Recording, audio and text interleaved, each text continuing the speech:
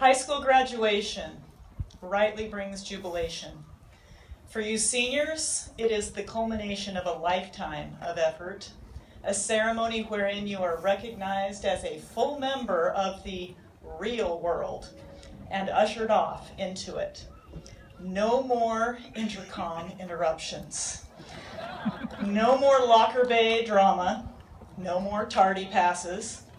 Now you get to set your own curfew, eat Twinkies for dinner, sleep in till noon. As you have approached this advent of adult life, no doubt many have offered you advice, whether to enter the workforce, where to go to college, whether to join the military, where to travel. I don't feel particularly qualified to speak to any of that. Like you, I haven't been in the real world much either. I've been in high school for 20 years. So, I'm asking you to look backward instead. Today signifies a beginning, but it also marks an ending. So I ask you to reflect. While your sights are set, one hopes on bigger and better and brighter things. Hundreds of people are there in your rearview mirror. Your family, your teachers, and the underclassmen, among others. What does this step forward mean for them? Many people will urge you to make waves, blaze your own trail, conquer the world. While there is merit to those metaphors, there is also a common theme. In these images, you alone are the actor. The rest of creation is merely a passive object upon which you wreak your will. Making waves when you enter the real world is well and good. Make a splash, create a stir, instigate change, pursue ideals, aim for success. But never forget that all those others around you, the people who will one day be in your rearview mirror and you in theirs, they matter too. And that brings me to my own 2 cents worth of advice. I want to tell you how to be successful, and I want to motivate you to spend the rest of your life achieving that goal. I'm not going to shower you with platitudes about money or wealth or fame. I'm going to tell you how I believe success happens for the yoga instructor or the dentist, the farmer, the accountant. Success doesn't result from climbing some metaphorical ladder. Success happens as you give and grow as you grow by giving. To understand what I mean, consider a tree. An acorn enters the ground humbly, often placed there by a squirrel with entirely ulterior motives. Left there, it germinates and grows into a mighty oak.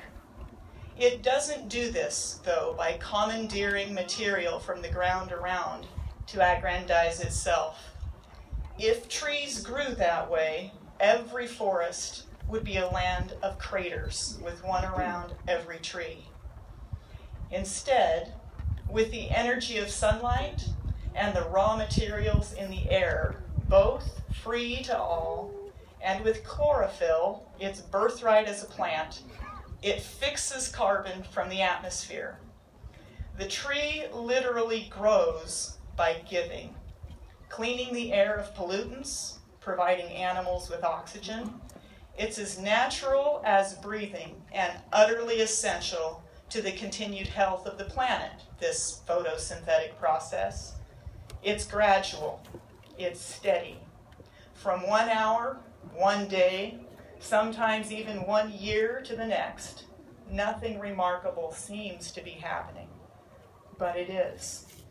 When that tree, after decades or even centuries of service and growth, is uprooted, the void left behind, not because of what the tree accumulated, but because of what it gave, is a chasm. Now, you and I are not trees, as Jenny Harman Sr. quote reminds us. So we will be uprooted and transplanted any number of times in our lives. This year, you're being transplanted from high school to college, or boot camp, or a new city. Hopefully not to an apartment that you share with high school friends. The new place that you enter will almost certainly not be the last new place, but you never get to know going in the precise details of either the duration of your stay nor the nature of its end. You'll just know that that's where you are now. To succeed wherever you are, photosynthesize. Take the air and the light around you, free to all, and your own unique gifts, your birthright as a human being, and create oxygen. Grow by giving. Contribute hourly, daily, yearly, in deliberate and constructive ways to others. Pay attention to the people around you, your roommates, your co-workers, your neighbors. Treat them kindly. Clean up after yourself. Apologize. Help them. Listen. Be courteous. Expect greatness of them and then help them reach it. There isn't one way to do this. There are as many different ways as there are people. But the unavoidable side effect of doing it well is that those people will matter to you, and you to them. The world will be a better place, and you will know success.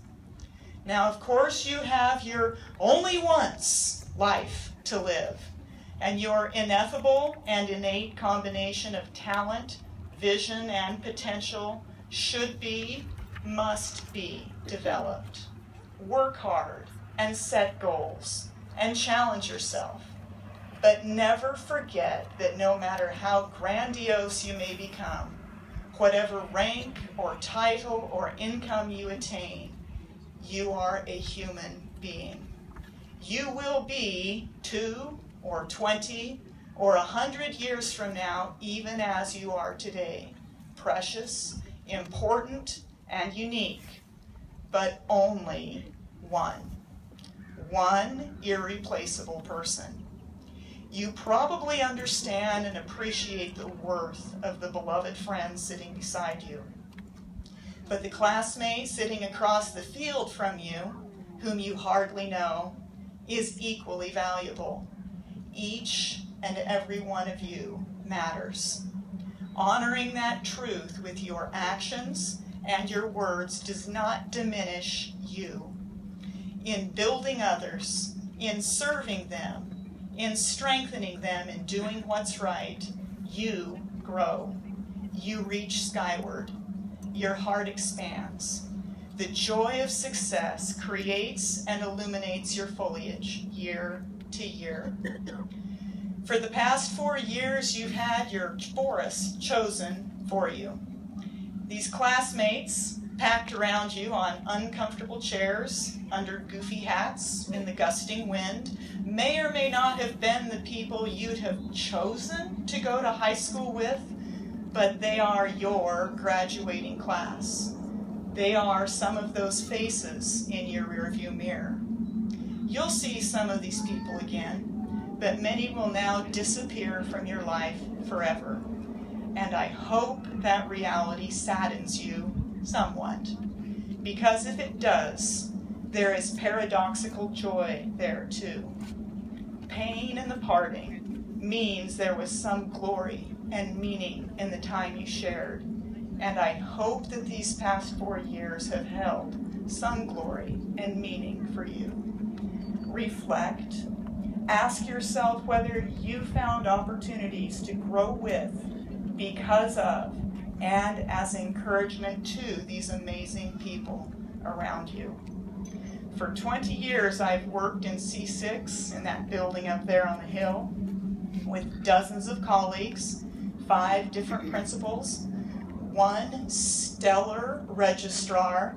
Kim Rozier is such an embodiment of my metaphor that the student governments planted a palm tree for her, and thousands of Hidden Valley Mustangs.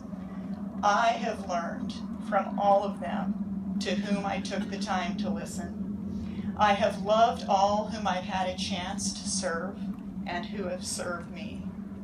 I have breathed deeply of the oxygen that their kindness, service, patience, and unique talent have created.